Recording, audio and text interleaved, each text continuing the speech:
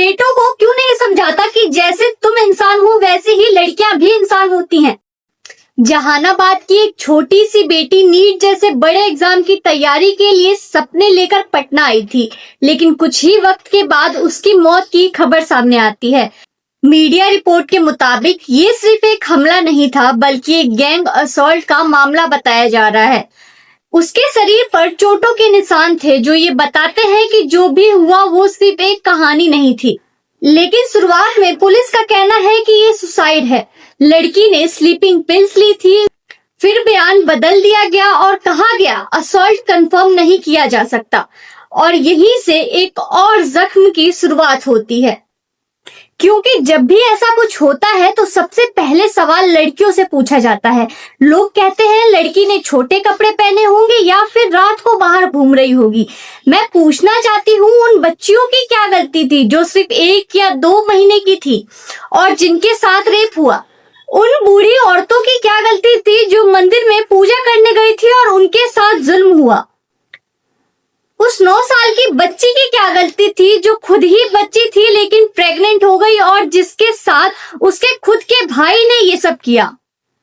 और फिर सवाल ये भी है, उस बच्ची को हॉस्पिटल में छोड़कर उसके माँ बाप क्यों चले गए?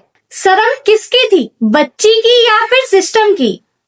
कभी हमारा समाज अपने बेटों को ये क्यों नहीं समझाता जैसे तुम इंसान हो वैसे ही लड़कियां भी इंसान हैं। लड़कियां पढ़े तो कहा जाता है हम पढ़ने दे रहे हैं, लड़कियां बाहर जाए तो कहा जाता है हम जाने दे रहे हैं, और जब रेप होता है तो कहा जाता है लड़की ने हमारे घर की इज्जत खराब कर दी। लेकिन बेटे, उन बेटों से कोई क्यों नहीं पूछता? क्यों आज भी कई माँ बाप अपने बेटे को ये नहीं सिखाते कि लड़कियां कोई चीज नहीं है, कोई प्रॉपर्टी नहीं है, कोई मिठाई नहीं है, कोई स्वीट नहीं है, एक जिंदा इंसान है।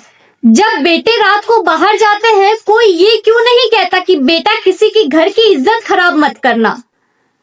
क्यों इज्जत का बोझ हमेशा लड़कियों के कंधे पे डाल दिया जाता है? और ये सब सिर्फ एक कहानी नहीं है, मेरा खुद का पर्सनल एक्सपीरियंस है।